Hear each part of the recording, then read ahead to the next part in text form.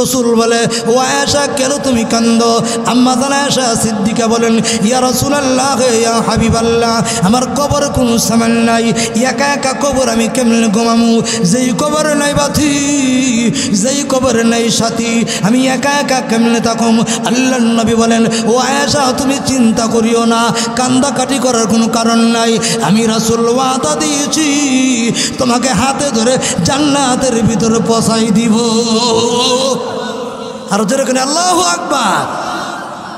আম্মা জান আয়েশা সিদ্দিকা বলেন, ইয়া রাসূলুল্লাহ ইয়া হাবিবাল্লাহ, ওগো আল্লাহর নবী, আমার তো কোনো নেক আমল নাই, আমার কবর কোনো সামান নাই, আমার কবর কোনো সামান নাই। আল্লাহর নবী আয়েশাকে খুবই মহব্বত করতেন, খুবই আদর করতেন। আমরা বাড়ি আয়েশার মতো না, আমরা বাড়ি আয়েশা জামাই বলে গে জাগা। আরো জোরে, তোর মতো বেড়া না থাকলে কি তুইব ফেকদা বানাইলাম। মিশা কথা বলছি। আরো জোরে, আম্মা জান আয়েশা সিদ্দিকা নবীজিকে খুবই মহব্বত করতেন, খুবই আদর করতেন। আমরা আদর করে নিয়ে পারিব না, কিন্তু আমরা হাসিয়ত বালা না।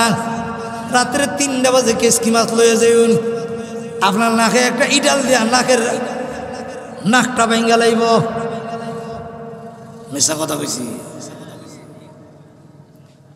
নবীজির স্ত্রী আম্মা জান আয়েশা সিদ্দিকা চোখের পানি চেরার কান্দে, আল্লাহর নবী গো, আমি হীরা চাই না, আমি মুক্তা চাই না, স্বর্ণ চাই না, রূপা চাই না, আমি চাই কিয়ামতের মাঠে আপনি আমার পক্ষে সুপারিশ করবেন। আল্লাহর নবী বলেন, ও আয়েশা তোমাকে আমি মহব্বত করি। একদিন আয়েশা সিদ্দিকা আল্লাহর রসুলকে বললেন, ইয়া রাসূলুল্লাহ ইয়া হাবিবাল্লাহ, আপনি কি দাঁত পড়া বুড়ির কথা এখন আপনি বলতে পারেন না? আপনি কি হাদিজার কথা এখনও বলতে পারেন না? আল্লাহর রসুল তখন বলে, ও আয়েশা তোমরা সবাই হলো এই দিনের সাথী, আর আমার হাদিজাতুল কুবরা হলো কঠিন বিচারের দিনের সাথী। আর জোর করে আল্লাহু আকবার। আল্লাহ রসুল বলে, ও আয়েশা তোমরা হলো আমার দুনিয়ার সাথী, আর হাদিজাতুল কুবরা হলো কঠিন বিচারের দিনের সাথী। আমি যখন নাকি এতিমের মতো মক্কা কিংবা মদিনার মধ্যে আমি ঘুরতাম, কেউ যখন আমার প্রতি ঈমান আনত না, তখন হাদিজা বলতো, আল্লাহর নবী গো আপনি চিন্তা করবেন না, আপনি ঘাবড়াইবেন না, আপনার প্রতি একজনও যদি ঈমান না নেয়, আমি হাদিজা সর্বত আপনাকে যখন মাহফিল চলবে ইনশাল্লাহ রাজি আছেন তো? আরো জোরে রাজি আছেন তো? এই জন্য আমরা ইখলাসের নিয়তে আরো জোরে বলি আলহামদুলিল্লাহ।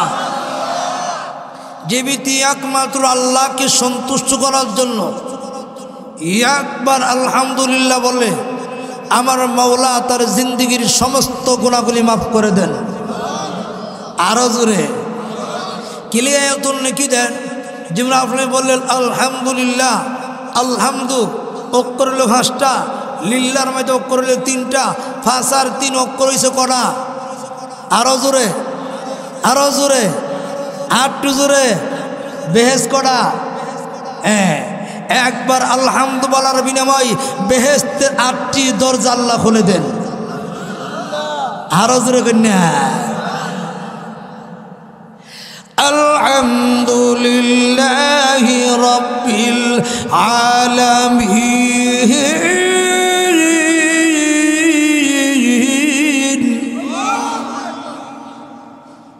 একবার আলহামদুলিল্লাহ বললে যদি এত নেকি হয়, 30 পারা কোরআন পড়লে কেমন নেকি হয়? ঠিক না ঠিক? শুধু তাই না, বেশি বেশি কি করা? আলহামদুলিল্লাহর ওয়াজিফা পড়া। আপনি যত আল্লাহর প্রশংসা করবেন, আমার মাওলা আপনার জীবনের গুনাহ মাফ করে দিবে। আমরা প্রশংসা না করিয়া আমরা প্রশংসা করি বাবার। আরো জোরে, কার প্রশংসা করি? বাবার। বাবার প্রশংসা করবেন না, প্রশংসা করবে একমাত্র কার? লিল্লাহি রাব্বিল আলামিন।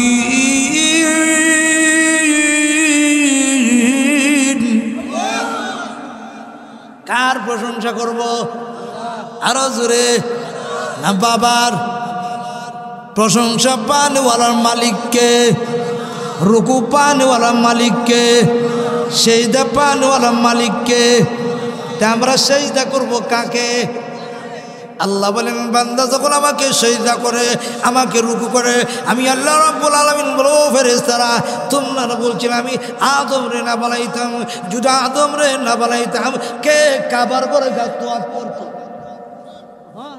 আর জোরে কইনা, আমি যদি আদম রে না বানাইতাম কে মসজিদে যাইতো, কে জুমার নামাজে যাইতো, কে ফজর নামাজে যাইতো?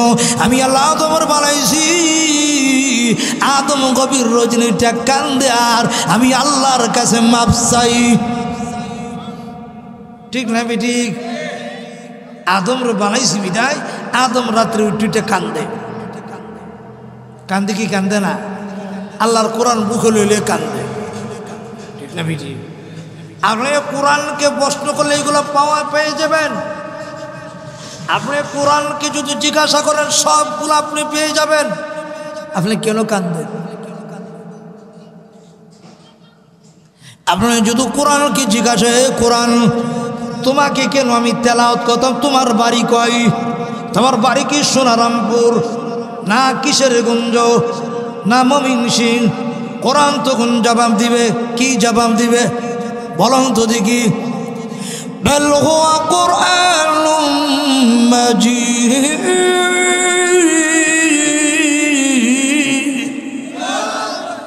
আমি কইছি কুরআনুল কারীম, আমার নাম হলো মাজিদ। সুবহানাল্লাহ। ঠিক না ঠিক? বলো হুজুর কোরআন কেমনে রেখে রাখলেন? কোন নাস্তিক কোন মুরতাদ যদি কোরআনকে ধ্বংস করতে চাই, আল্লাহ বলেন একজন ফেরেশতার কপালে স্বর্ণ রেখ করে 30 পারা কোরআন লিখে রেখে দিয়েছেন।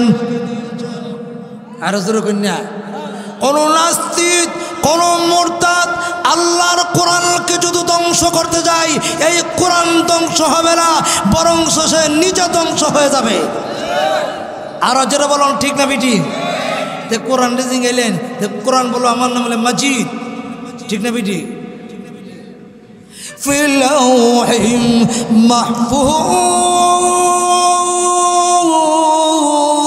মাহফুজ। এখন কোরআনকে আপনি জিজ্ঞাসা করলে, কোরআন তুমি কোন মাসে নাজিল হইছো? কোন মাসে নাজিল হইছো? বৈশাখ মাসে না জ্যৈষ্ঠ মাসে? কোরআন তোকে বলবে আমি বৈশাখ মাসে নাজিল হয় না। কোরআন বলবে শাহরুর রমাদান। সুবহানাল্লাহ কইনা, আমি কোরআন নাজিল হইছি রমজান মাসে। আল্লাহু আকবার বলেন। আর জোরে আল্লাহু আকবার।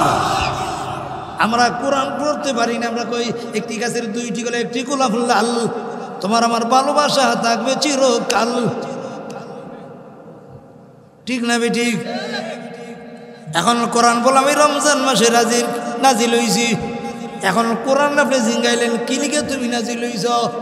কোরআন তখন বলবেন হুদাল লিন্নাস,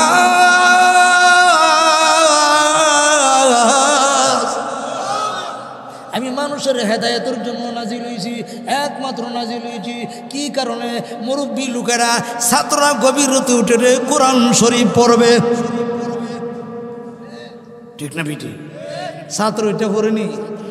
দিনই যত কমই মাদ্রাসা আছে এইগুলো হলো গভীর রজনীতে বান্দার চোখের পানির ফসল। আরো জোরে বলুন ঠিক না বেটি? যত কোনো ব্যক্তি দিনই কওমি মাদ্রাসাকে ধ্বংস করতে চায়, দিনই কওমি মাদ্রাসা ধ্বংস হবে না, কিন্তু সে নিজে ধ্বংস হয়ে যাবে। আরো জোরে বলুন ঠিক না বেটি? কোরআন হাদিস যেখানে মুসলমান থাকবে সেখানে, আওয়াজ নেই কমে গেছেন গা? আরো জোরে বলুন ঠিক না বেটি? আলেম ওলামা যেখানে মুসলমান থাকবে সেখানে কোরআন হাদিসের সাথে কোনো দল নাই। আপনি যে কোনো দল করেন, কোরআন আপনার জন্য সকলের জন্য এক দল। আরো জোরে আওয়ামী লীগের যেই কোরআন, বিএনপির সেই কোরআন, বিএনপির যেই কোরআন, এরশাদের দলের সেই কোরআন। ঠিক না ঠিক? কোরআনের জন্য এক। তখন কোরআন রেজিয়ে ওই কোরআন কি লিখে না দিলিস, কোরআন জবাব দিবে হুদাল্লিন না।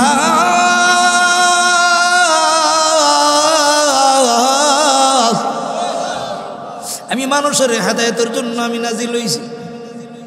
ঠিক না ঠিক? কিসের জন্য? তুমি কার কাছে নাজিল হইছ? কোরআন তখন বলবেন আমি নাজিল হইছি মুহাম্মদুর রাসূলুল্লাহ।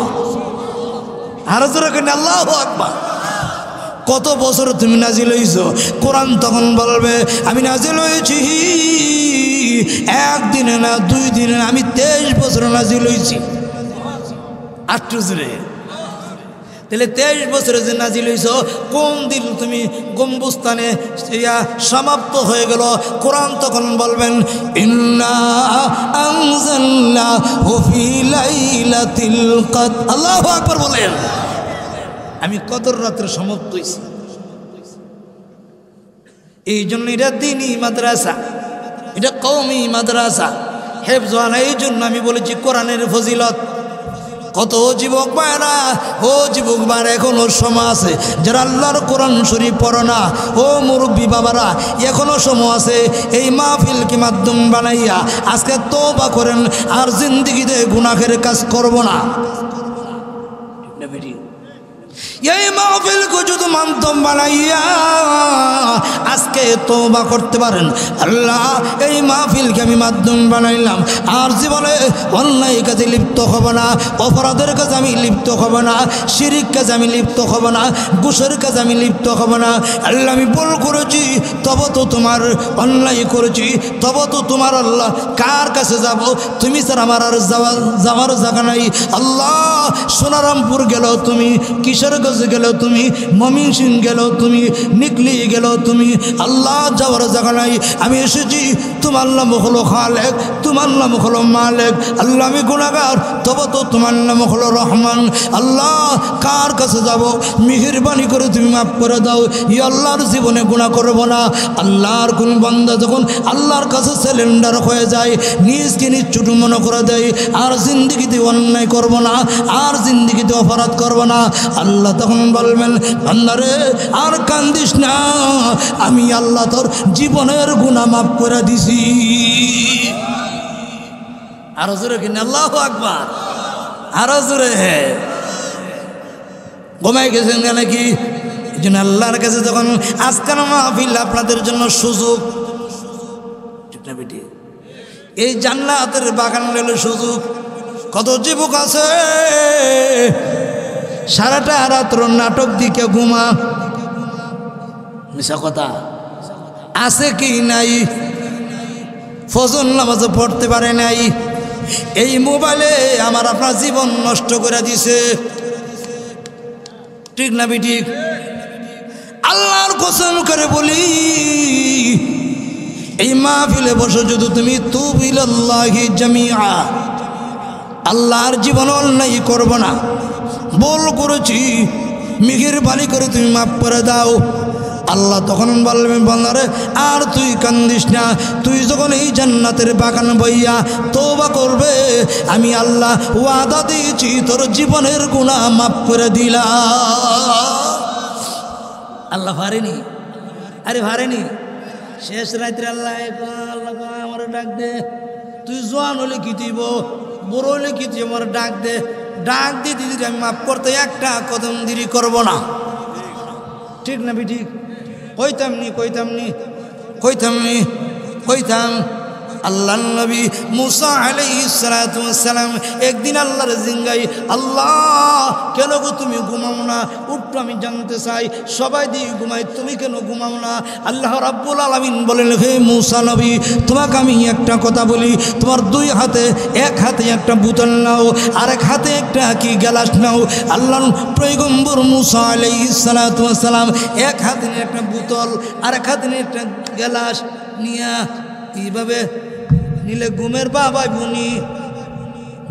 বুনি হয়তো না। মানুষ যত বড় হোক তার শরীরের একটা লুট আছে কি নাই, ওজন আছে কি নাই, হঠাৎ করে গ্লাস আছে না পড়ছে, আরো জোরে আছে না পড়ছে। আল্লাহ রাব্বুল আলামিন বলে মুসা নবী রে আমার গ্লাস কোথায়, দে আমার গ্লাস দে। মুসা আলাইহিস সালাম বলে আল্লাহ গ্লাস তো ফেরা ভেঙে গেছে গা, কই ভাঙছে? আল্লাহ ডাক দে, হে মুসা নবী তোমার হাতে আমি একটা গ্লাস দিলাম, এই গ্লাসটা তুমি রাখতে পারলে না, ওই গ্লাস যদি তোমার হাতের থেকে পরে ভেঙে যায়, আমি আল্লাহ হয়েছি 7 আসমানের ড্রাইভার, আমি আল্লাহ যদি ঘুমায় যায় আসমান জমিন ভেঙে চূর্ণ বিচূর্ণ হয়ে যাবে। আর আল্লাহু আকবার। 2 নম্বর কারণটা হলো হে মুসা নবী আমার বান্দা যদি কোনো বিপদ পড়ে যায়, দুনিয়াতে দিকেও সন্তান করতে পারি গেছে গা, সবাই ঘুমাই গেলে জলম দুঃখিনী মা ঘুমানা, মা কোন জন্য ঘুমাই না, আমার সন্তান কোন সময় আমার ডাক মারে, ঠিক না বেটি? আরো জোরে, আমি এই জন্য ঘুমাই না, আমি যদি ঘুমাই যাই কে আমার সন্তানের ডাকের জবাব দিবে? হে মুসা আলী, আল্লাহ রাব্বুল আলামিন বলে ও মুসা নবী শোনো, আমি যদি ঘুমাই যাই কে জবাব দিবে? আমার বান্দা যখন গভীর রাত্রে ডাক মারবো আল্লাহ আল্লাহ কয়ে যখন ডাক মারবো, ওই জন্য আমি আল্লাহ 24টি ঘন্টার ভিতরে একটা সেকেন্ড আমি আল্লাহ ঘুমাই না, ঠিক না বেটি? 3 নম্বর জবাব হইল, 3 নম্বর জবাব হইলে হে মুসা নবী দুনিয়ার বিধান হইল রাত্র যত গভীর হয় কোর্ট কাছারির দরজা ততগুলো বন্ধ হয়, আইতুল কুরসির ব্যাখ্যা। কিন্তু আমি আল্লাহ এই জন্য ঘুমাই না, আমার বান্দা যদি কোনো বিপদে পড়ে যায়, আমার বান্দা যদি কোনো অন্যায় কোনো জায়গাতে আটকায় যায়, আপনাদেরকে আমি একটা কথা বলি মনোযোগ দিয়ে শুনবেন। মনে করে আপনি ভৈরবতে করছেন ময়মনসিং যাইবেন, ড্রাইভার যদি ঘুমাই যায় আসমান তাকবো না ভাঙবো, যাত্রী মরবো না বাঁচবো? আল্লাহ ডাকবে মুসা নবী আমি যদি ঘুমাই যাই, আমি আল্লাহ হয়েছি 7টা আসমানের ড্রাইভার, আসমান ভাইগিয়া কি করবে? দুনিয়া কিয়ামত হয়ে যাবে, চূর্ণ বিচূর্ণ হয়ে যাবে। এই জন্য আমি আল্লাহ 24টি ঘন্টার ভিতরে একটা সেকেন্ড আমি আল্লাহ ঘুমাই না। লা ইলাহা, উচ্চ আছে ইয়া আওয়াজ তো লইতো না, মাশাআল্লাহ লা ইলাহা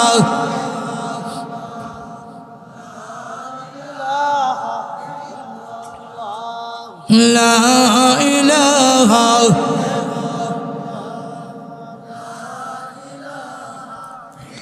আওয়াজ উচ্চ করুন, লা ইলাহা লা ইলাহা ইল্লাল্লাহু মুহাম্মাদুর সাল্লাল্লাহু আলাইহি সাল্লাম। আল্লাহ বলেন রাত্র যত গভীর হয় আমার কুটকাল দরজাগুলো তত প্রশস্ত হয়, রাত্রে উঠে আল্লাহরে ডাকলে শুনবনি।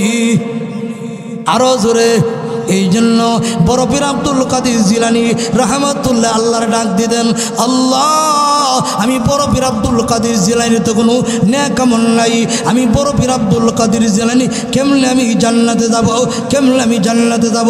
অত নেক আমল করা সত্ত্বে রাত্রের বেলা উঠিটে কান্ত আর কইতো আল্লাহ আমি রাত্রের বেলা ইবে মানাজাত দিয়ে কান্ত, আল্লাহ আমি ভুল করেছি, আমি অন্যায় করেছি, অপরাধ করেছি।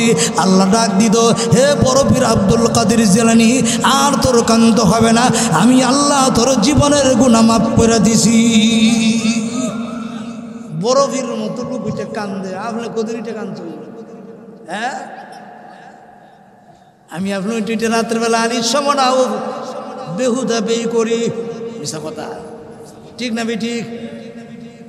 যেমনি মন তেমনি বই করি, ওইলে বদলাম কইরা, ওইলে শেখায়ত কইরা দোকান বই বেরো হের করে, হ্যাঁ এর মতো একটা বেড হইল আছে কি না?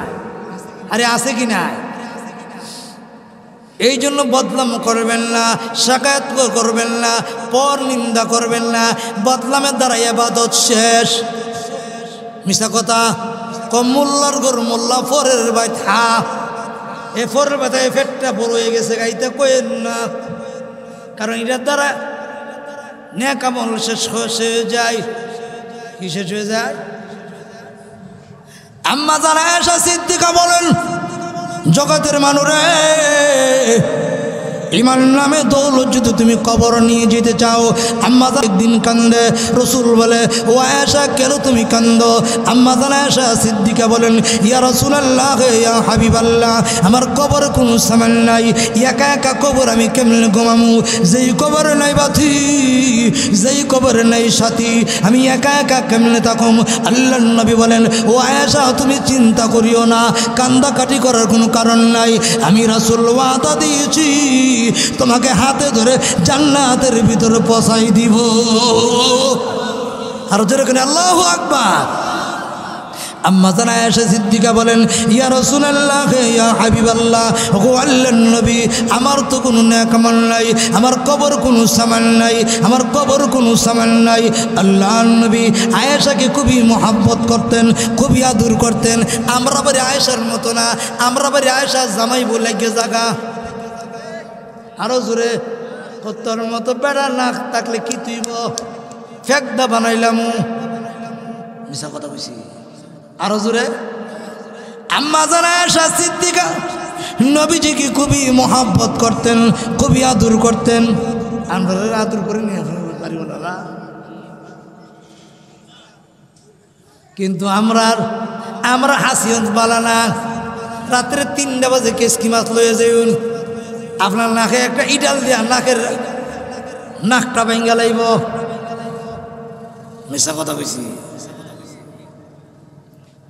নবীজির স্ত্রী আম্মা জান আয়েশা সিদ্দিকা চোখের পানি ছেড়ার কান্দে, আল্লাহর নবী গো, আমি হীরা চাই না, আমি মুক্তা চাই না, স্বর্ণ চাই না, রূপা চাই না, আমি চাই কিয়ামতের মাঠে আপনি আমার পক্ষে সুপারিশ করবেন। আল্লাহর নবী বলেন, ও আয়েশা, তোমাকে আমি মহব্বত করি।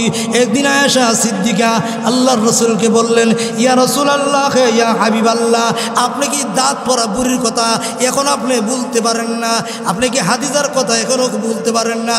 আল্লাহর রসুল তখন বলে, ও আয়েশা, তোমরা সবাই হলো এই দিনের সাথী, আর আমার হাদিজাতুল কুবরা হলো কঠিন বিচারের দিনের সাথী। আর জোর করে আল্লাহু আকবার। আল্লাহ রসুল বলে, ও আয়েশা, তোমরা হলো আমার দুনিয়ার সাথী, আর হাদিজাতুল কুবরা হলো কঠিন বিচারের দিনের সাথী। আমি যখন নাকি এতিমের মতো মক্কা কিংবা মদিনার মধ্যে আমি ঘুরতাম, কেউ যখন আমার প্রতি ঈমান আনত না, তখন হাদিজা বলতো, আল্লাহর নবী গো, আপনি চিন্তা করবেন না, আপনি ঘাবড়াইবেন না, আপনার প্রতি একজনও যদি ঈমান না আনে, আমি হাদিজা সর্বত আপনাকে নবী বলে মানছি। আর জোরে কিনে সুবহানাল্লাহ। যে হাদিসে রে আল্লাহ 11 বার কি কইছে, সালামুন কাওলাম মির রাব্বির রহিম।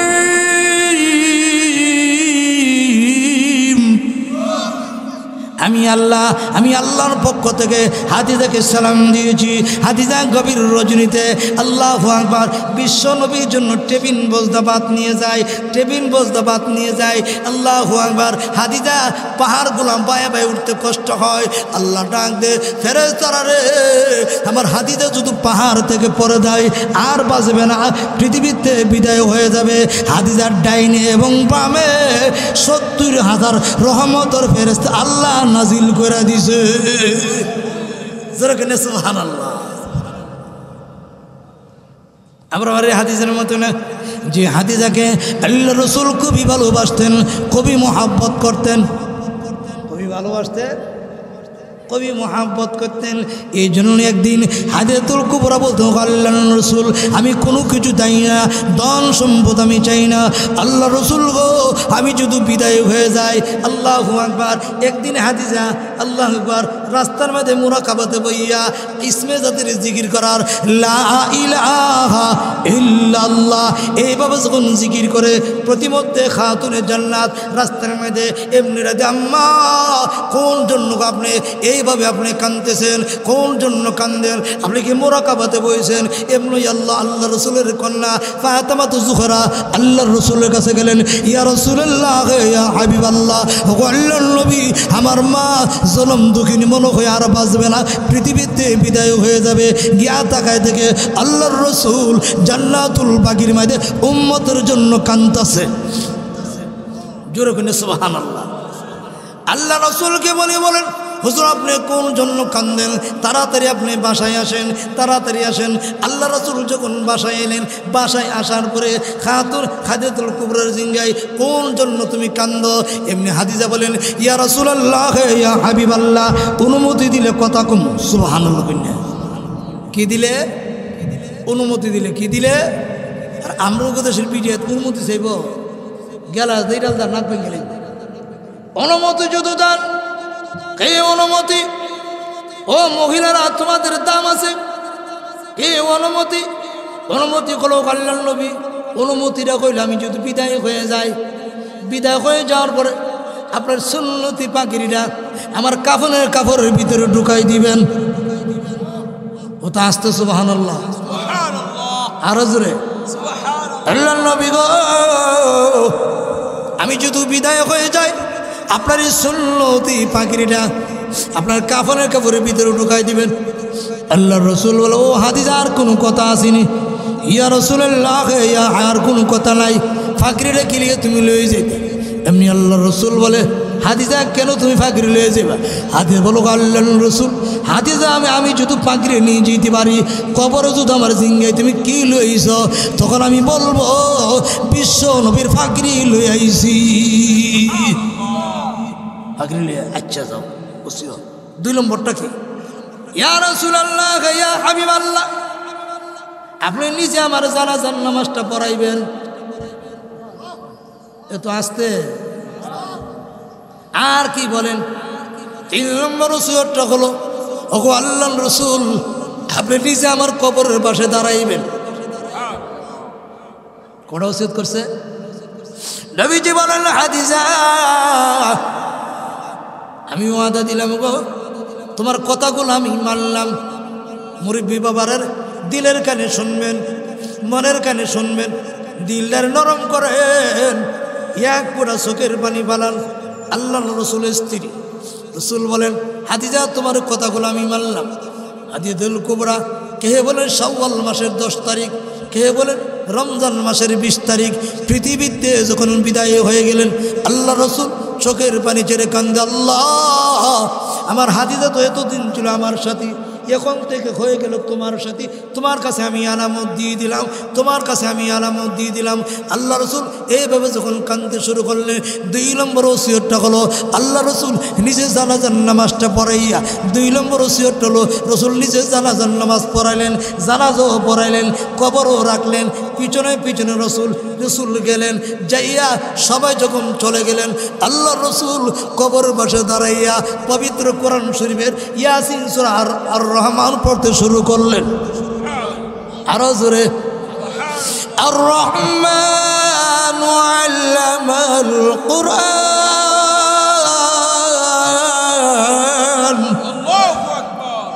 আর রহমান সূরা তেলাওয়াত করলেন, ইয়াসিন সূরা বললেন, সূরাতুল ইখলাস 11 বার পড়লেন। আল্লাহ রাসূল বলেন, যদি কোনো ব্যক্তি গভীর রজনীতে তার মার কবরে যাইয়া, তার বাবার কবরে যাইয়া সূরাতুল ইখলাস 11 বার পড়ে, সঙ্গে সঙ্গে কবর আযাব মাফ।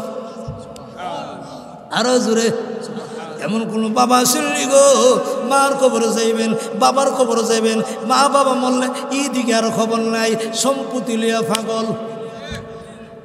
মিশা কথা কইছি, কিন্তু আর মার বকে, বাবার বকে, হের 100 হাসিন তেল, আর 100 হাসিন ঘি, আমার দিছে ফিজিয়া দিয়া, ফিসে দিয়া, হিটারে দিছে উজান দিয়া। মিশা কথা কইছি, এমন আসেনি? কবের রজনীতে যখন আপনি মার কবর যাবেন, আর কেউ নাই, আপনি সন্তানের কাছে দাঁড়াবেন, কেউ নাই। এই যে একটা ইরান না বলে একটা পর্দা, ঠিক না ঠিক? আমি হইলাম শেষ, মায় গেল মাঝখানে, আপনার আমার সামনে, এইটি হইল একটা পর্দা।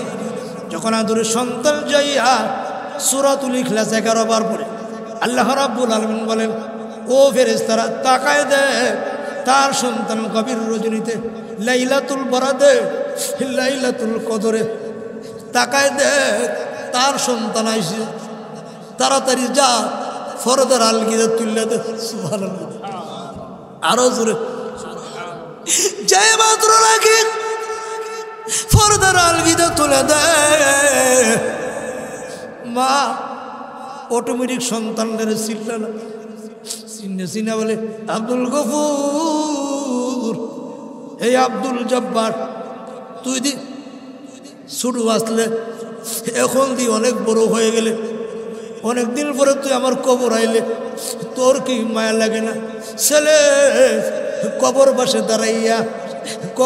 দাঁড়াইয়া হেফজান আর হুজুরে যে শিক্ষা দোয়াইছে, নুরানি বিভাগে যে শিক্ষা দোয়াইছে রব্বির রহমহুমা অথবা সূরাতুল ইখলাস, মার কবর পাশে দাঁড়াইয়া বলতেছে, আল্লাহ আমার মা আমার যেইভাবে শুরু করতে লালন পালন করছে, মার কোলে আমি কত প্রস্রাব করে দিয়েছি, কত ইস্তেঞ্জা করে দিয়েছি। আল্লাহ আমার মা একবার আমার এই দিকে নিছে, একবার আমার এই দিকে নিছে, একবার উপর দিকে আনছে, তথাপি আমার মা কোনো কিছু বলে নাই। আল্লাহ তোমার কাছে আমি দণ্ডমান হইলাম, হাজিরা দিলাম। মারাজাত শেষ করে এক কদম সামনে দিকে যাই, আবার এক কদম পিছাই, এক কদম সামনে দিকে যাই। মার কবরটা ফালাই যাইতে মন চাই না, মার কবরটা ফালাই যাইতে মন চাই না, আইতুল কুরসি পরে ফালাই দিতে মন চাই না। আল্লাহ বলেন ফেরেশতারা রে তাকায় দেখ তার সন্তানরা কিভাবে কবর বসে দাঁড়াইয়া। তাফসীর কিতাবের মধ্যে আছে, তাফসীর কাবির মধ্যে আছে, তাফসীর মাজাহারের মধ্যে আছে, মার কবর বসে ডাইরেক্ট তুমি এইভাবে দাঁড়াইতে পারবা, এটা ইসলামের বিধান। তবে গভীর রাত্রে ওই তুইব। সুবহানাল্লাহ, আরো জোরে কিনা সুবহানাল্লাহ। গভীর রজনীতে মার কবর পাশে দাঁড়াই বাবু যখন কান্দতে শুরু করলেন, চলে যায় না। হঠাৎ করে মোনাজাত দিয়ে সমাপ্ত করে যখন চলে যায়, সমাপ্ত করে চলে যায়, ছেলেরে ডাক দে, ছেলেরে তোর কোনো মায়া লাগে না, তোর কোনো দয়া লাগে না, এত কষ্ট করে তোর আমি জন্ম দিলাম, তোর জন্য আমি কত কষ্ট করছি। 10 মাস 10 দিন আমি কাটলের পূজা বইছি, একদিন না রে 2 দিন না রে 10 মাস 10 দিন কাটলের পূজা বইছি। ডাক্তারে কইছে এক কাম করো, শুধু ছেলেরে বাঁচাইতে চাও মারে মারে লইতেইব, মার যে বাঁচাইতে চাইলে ছেলেরে মারে লইতেইব। এই কথাটা যখন মা শুনছে, তোমরা কারা গো প্রয়োজন বুঝে আমার ছেলেরে জন্ম দিতে চাইয়া শুধু আমার মরণ লাগা, আমি মরুম, সন্তানরে মরতে দিতাম না। জোরে কন্যা, আরো জোরে, সন্তানরে মরতে আমি দিতাম না। আরো জোরে বলুন ঠিক না ঠিক? এমন আছে কি না এমন ঘটনা? আপনি হসপিটালে নিয়ে গেলেন, নিয়ে যাওয়ার পরে ডাক্তার পরামর্শ দিলেন, পরামর্শটা কি জানেননি? আপনি যদি আপনি এই রুগীর রেফার করে দিয়েছেন, ঢাকা নিয়ে যেতে হবে, ঢাকা শিশু হসপিটালে। এখন শিশু হসপিটালে যাওয়ার পরে ডাক্তারে গো যদি গুড়া বাঁচাইতে চান গাছ মারতে হইব, গাছ মারতে হইলে গুড়া বাঁচাইতে হইব। এমনি রুগীর গার্জেনে সই দিছে, বাবা সই দিছে, তাক দেখ কাম করো, গুড়াটা মরে যাক, তো মরে গেলে কুস্ত হইতো না, গাছ বাঁচতে কত গুড়াইব। মা কেমনে জানে কথাটা শূন্য লাইছে, এমনি মা শূন্য কো হে আমার স্বামী, প্রয়োজন বুঝে আমি মরে যাব, আমার সন্তানটারে মারতে দিব না। প্রয়োজন যদি হয় আমি মরে যাব, আমার সন্তানদের আমি মারতে দিব না। আরো জোরে বলুন ঠিক না বিজি? প্রয়োজন যদি হয় আমি মরে যাব, আমার সন্তানদের আমি মারতে দিব না। যেই কথাটা আমি বোঝানোর জন্য আমি আপনাদেরকে বলতেছিলাম।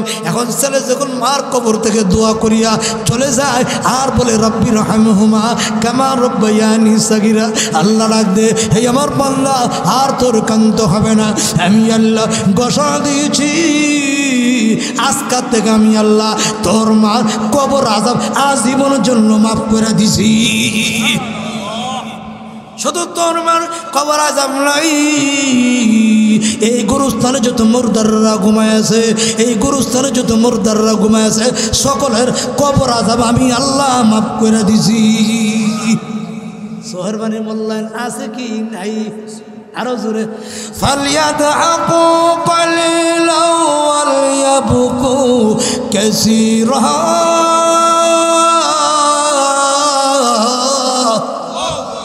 আরো জোরে বল আল্লাহু আকবার। কোরআন আছে কি নাই? কম হাসিও বেশি কাঁদো, ও বান্দা ফালাও চেহারার পানি, বেশি না কাঁদলে পাবে তুমি হুদার মেহেরবানি।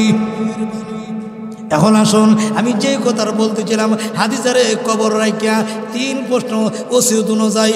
আল্লাহ রাসূল হাদিজার কবর পাশে দাঁড়াইয়া কান্দে, আল্লাহ এতদিন তো ছিল হাদিজা আমার সাথী, এখন হয়ে গেল তোমার সাথী।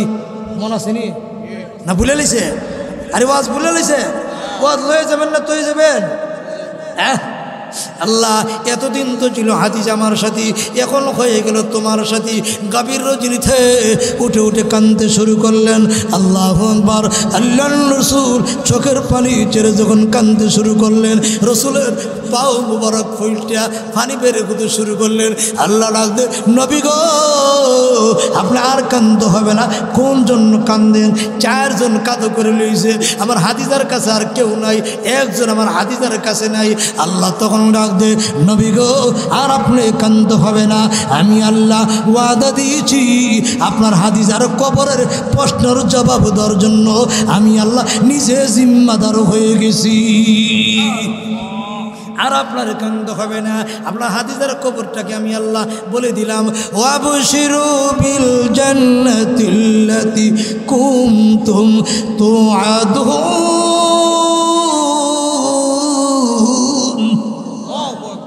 আল্লাহ পারে কি পারে না? এলে স্বামী স্ত্রী তারা মিল মহব্বত ছিল, অসুবিধা হইতেছিনি, শেষ করে লাই অসুবিধা হইতেছে নাকি? আরো জোরে বলুন। আপনার হ্যাঁ আমার লোকে জোরে ঘুমাই গেছেন না নাকি? কেডা কেডা ঘুমাইছেন হাত তোলেন।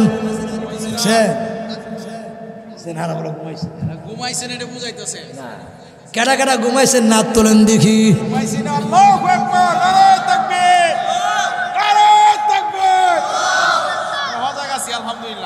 এক জায়গাতে 3 নম্বর মাহফিল আছেন, ইসমাইল বুখারী শো আছেন। আমি জিঙ্গে কেডা কেডা মরতাম না, 2 বেড়া তুল্লা কুতুর আমরা মরতাম না। আমি আপনার উল্টা কিছু হানা কমু, তাহলে আমার লোকের জবাব যদি দিতে পারেন আমি ওয়াজ করবো। আর যদি আপনার কমাইছেন গা তাহলে হইতো না ওয়াজ, কারণ বক্তা এবং শ্রোতা একজনের সাথে যদি একজন কালেকশন থাকবে, আল্লাহর পক্ষ থেকে অজানা কথা আইবে, ঠিক না বেঠিক? মনোযোগ দিয়ে শুনবেন দিলের কানে। এখন দেখা যায় হাদিজাতুল কুবরা যখন আল্লাহ রাসূল এইভাবে দাঁড়াইয়া কাঁদছে, আল্লাহ ডাক দিল, নবী গো আর কাঁদবেন না, আপনার হাদিজার প্রশ্নের জবাব দেওয়ার জন্য আমি আল্লাহ নিজে জিম্মাদার হয়ে গেছি।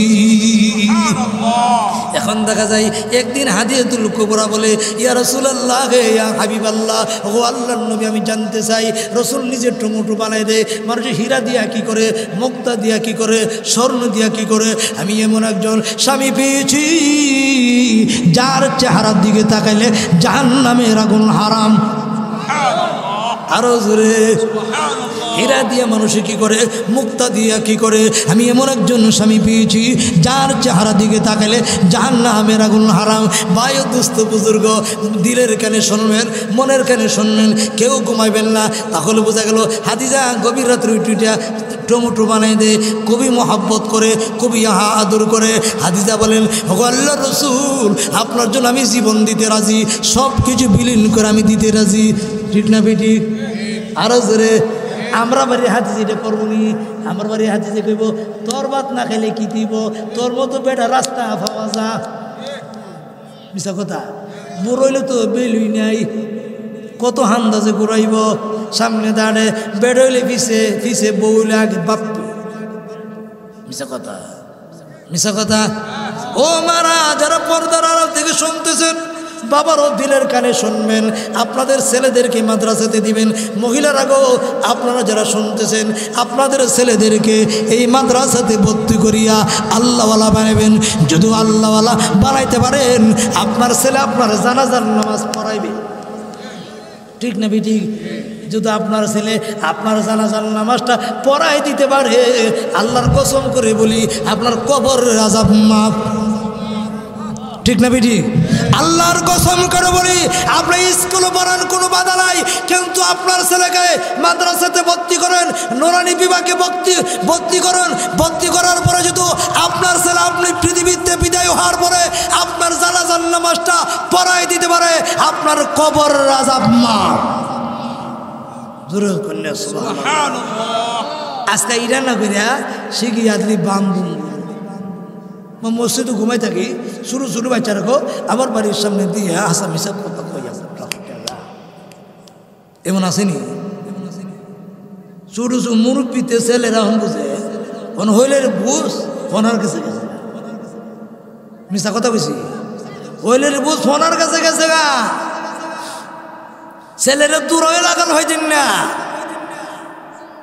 আপনি যদি আপনার ছেলেকে আদর্শবান বানাতে পারেন আপনাকে জান্নাতে নিয়ে যাবে। আর আপনি যদি আপনার ছেলেকে অবহেলা করে কোরআন থেকে বঞ্চিত করেন, রসুলের হাদিস থেকে বঞ্চিত করেন, আল্লাহর কসম এই ছেলে আপনার বুক ধরে আপনার কলার ধরে আপনাকে নিয়ে জাহান্নামে একসাথে বসবে। ঠিক না বেটি? আর যদি আপনি আপনার ছেলেকে আল্লাহওয়ালা বানান, দিনদার বানান, মুত্তাকিন বানান, পরহেজগার বানান, কোরআন পড়নেওয়ালা বানান, তেলাওয়াতুল কোরআন, কোরআন পড়নেওয়ালা বানান, এই ছেলে আপনাকে নিয়ে একসাথে আল্লাহর তৈরি বেহেশতের ভিতরে চলে যাবে। তাহলে ছেলের কোরআন পড়নেওয়ালা বানানোর দরকার আসেনি? আরো জোরে, আরো জোরে। এই ছেলেরে কোরআন পড়নেওয়ালা বানাবে, বানাইলে দেখবেন দুনিয়াতে পাবেন ইজ্জত, আখিরাতে পাবেন, দুনিয়াতে পাবেন ইজ্জত, আখিরাতে পাবেন। আপনার কষ্ট হইতেছে? কষ্ট হইতেছে? আচ্ছা এখন দিকে কার কার কষ্ট হইতেছে? আচ্ছা একটু সুবহানাল্লাহ, আলহামদুলিল্লাহ,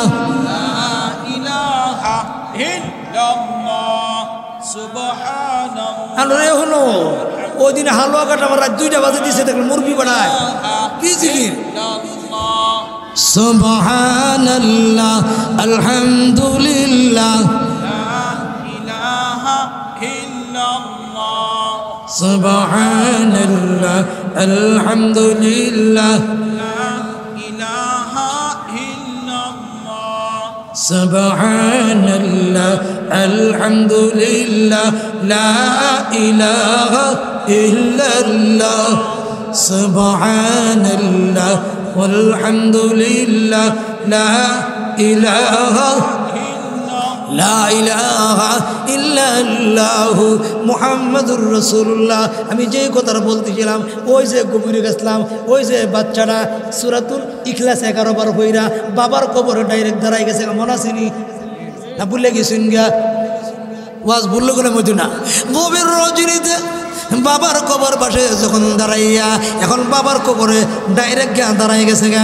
বাবা ডাকতে, হে কিশোরগঞ্জের এমুক, তুই আমার কবর আইয়া আমার জন্য তুই যে দোয়া করছত, মহান আল্লাহ পাক রব্বুল আলামিন তোর দোয়ার বিনিময়ে আল্লাহ আমার কবর আযাব মাফ করছে। ডাইনে বামে সবার কবর আযাব আল্লাহ মাফ করে দিছে। তাইলে বোঝা গেল কোরআন পড়নেওয়ালা বানাবে দরকার আছে কি নাই? আরো জোরে। এই জন্য আমরা কোরআন পড়নেওয়ালা বানাই না। আমরা খোদা কি করি জানেননি? নাটক শিখতে লইছে, নাটক শিখতে লইছে। এই জন্য কোরআন পড়নেওয়ালা বানাবো, আল্লাহওয়ালা বানাবো। কোরআন পড়নেওয়ালা বানাইতে পারলে দুনিয়াতে ইজ্জত পাবেন, আখিরাতেও ইজ্জত পাবেন। ঠিক না বেটি? আরো জোরে বলুন ঠিক না বেটি? কোরআন পড়নেওয়ালা বানাইলে মাদ্রাসার মধ্যে পড়াইয়া না না পড়াইয়া? আরো জোরে। কেডা কেডা পড়াইতে রাজি হাত তোলেন? আল্লাহ কবুল করুক, সকল বলুন আমিন। ভাই মুসলমান, আমি যেই কথার বলতেছিলাম, আমি সূরার দিকে গেলে অনেক কান লাগবো, অনেক কান। আমি সূরাতুল আর রহমান তেলাওয়াত করেছি। আর রহমানের শানে নজুল আছে, অনেক কিছু আছে। শুধু উট্টু কইলাই, যেই ব্যক্তি প্রতিদিন সূরা আর রহমান তেলাওয়াত করবে, পৃথিবীতে বিদায় হওয়ার সময় তার জবানে জুটবে লা ইলাহা ইল্লাল্লাহু মুহাম্মাদুর। 2 নম্বর শানে নজুলটা হলো, যদি কোনো ব্যক্তি সূরা আর রহমান পড়া, এই আর রহমান সূরার ভিতরে ফাবি আইয়া আলাই রাব্বিকুমা তুকাজ্জিবান আছে কি নাই? একটা করে গেট্টু দিব, একটা করে গেট্টু দিব। জিন্দেগি তার বসন্ত রোগ হবে না। জোর করে সুবহানাল্লাহ। 3 নম্বর হইল এই সূরা আর রহমানের কোরআনের সৌন্দর্য, ঠিক না বিজি? তাহলে এই কোরআন পড়ুন না সারণ, এই কোরআন কোথায় পড়ে? মাদ্রাসাতে, ঠিক না বিজি? তাহলে কোরআন পড়লে ও আমি মাদ্রাসা তো রাখতে চাই, কোরআনওয়ালাদেরকে কি করতে হবে? তাদের সহযোগিতা করতে হবে, ঠিক না বিজি? তাদেরকে আদর করতে হবে কথার দ্বারা অথবা যে কোনো প্রকারে তাদেরকে সাহায্য করতে হবে, ঠিক না বিজি? একটা ঘটনা বলবেন না, অসুবিধা হইব। এই জন্য মাদ্রাসার ছাত্রদেরকে যদি আপনারা সাহায্য করতে পারেন, ভাইও মুসলমান দিলের কানে শুনলেন, এক ছাত্র পরীক্ষা, গভীর রজনীতে আল্লাহ একজন ডাকাতের সর্দার রাস্তা একটা জায়গা তাকায় দেখে একটা লোক কিতা জানে বাতি ধরাইয়া নাই বাতি কুস্তা কিতারে তুমি কিতা করো? হুজুর আগামীকাল আমার পরীক্ষা। দিলে তুমি বাতি নাই, আসমানে যে একটা কি হচ্ছে চান দিকে দিকে পড়তেছে। ডাকাত বেটা কি করলেন? নিজের জামা বেচা কি করলেন? কেরোসিন তেল আইনা দিছে, আইনা দেওয়ার পরে ছেলেটা পরে ইয়াসিন আর রহমান আল্লামাল কুরআন।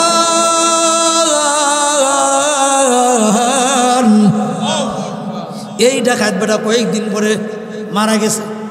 মারা যাওয়ার পরে দেবন মাদ্রাসার বড় হুজুরের কাছে স্বপ্ন হয়েছে। স্বপ্ন ওই এলাকার ভিতরে একজন আল্লাহর ওলি মারা গেছে, আর দেরি করিও না, তাড়াতাড়ি তার জানাজার নামাজটা পড়াই দিও। লোকটা কি ডাকাত কইলাম আল্লাহর ওলি। আবার পরের দিন আবার গেছে, সব বলে এই ছাত্রদেরকে নিয়ে ওই লোকটা জানাজার নামাজটা পড়াই দিও। খবর লইয়া তোলে দেখে একজন ডাকাত মারা গেছে, এটা কাইটটা বোনা করে নিয়েছে, টুকরা করে নিয়েছে। এমনি উনি মোরাকাবাতে বললেন আল্লাহ লোকেরা জিঙ্গে এই লোকটা কি ছিল? ডাকাত ছিল, আবার আল্লাহর ওলি কেমন হইল?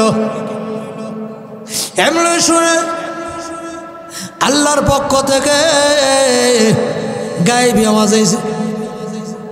লোকটা ছিল ডাকাত, কিন্তু মাদ্রাসার একটা ছাত্ররে নিজের জামা বেচা কেরোসিন তেল আইনা দিছে। আল্লাহর কাছে এই আমলটা এত পছন্দ হয়ে গেছে, ওই আমলটার বিনিময়ে আল্লাহ পাক রব্বুল আলামিন ওই ডাকাত ব্যক্তিকে আল্লাহর ওলি বানাই দিছে। কি বানাই দিছে? ছিল ডাকাত, কিন্তু ইখলাসের নিয়তে মুক্তব যখন ছেলেরা পরে প্রথমে একটা হাদিস আছে আখলিস আছে না, হ্যাঁ, ইখলাসের নিয়ে যদি সামান্য আমল করে ওই আমলটার বিনিময় আল্লাহ পাক রব্বুল আলামিন তাকে মাফ করে দেয়। যার যতটুকু ইখলাস, এই ইখলাস অনুযায়ী আল্লাহ তাকে মাফ করে, ঠিক না বেটি? যদি লোকটা ছিল ডাকাত, এখন দেখা গেল লোকটা আল্লাহর ওলি হয়ে গেল। ওই যে মাদ্রাসার ছাত্রকে দান করলেন, কেরোসিন তেল দিলেন, ততরূপভাবে আমরা যদি দিনী প্রতিষ্ঠানের মাধ্যমে ছাত্রদেরকে আদর করি, মহব্বত করি, আল্লাহ আমাদেরকে এমন ইজ্জত দিবে, ঠিক না বেটি? আরো জোরে বলুন, ঠিক না বেটি? এই জন্য আমি আপনাদের কাছে আরো বয়ান করবো না, যেহেতু রাত্র অনেক হয়ে গেছে। উঠটু কেডা আগে একটা কথা জানতে চাই, কেডা আনতে উঠবেন না? হাত তুলেন, দুইটা হাত তুললে বলেন। ওই কিছু লোক তুলছে না, হাত তোলেন। আমি তুলছেন? চিল্লা কেলে সবাই তুলছেন? ইনশাল্লাহ থাকবেন তো আপনাদের? আল্লাহদের আল্লাহ তাআলা আপনার আমল নামা সব দান, সবাই বলুন আমিন। আমার একটা কথা হইল, বেশি নইল, নগদ একটা লোক প্রথম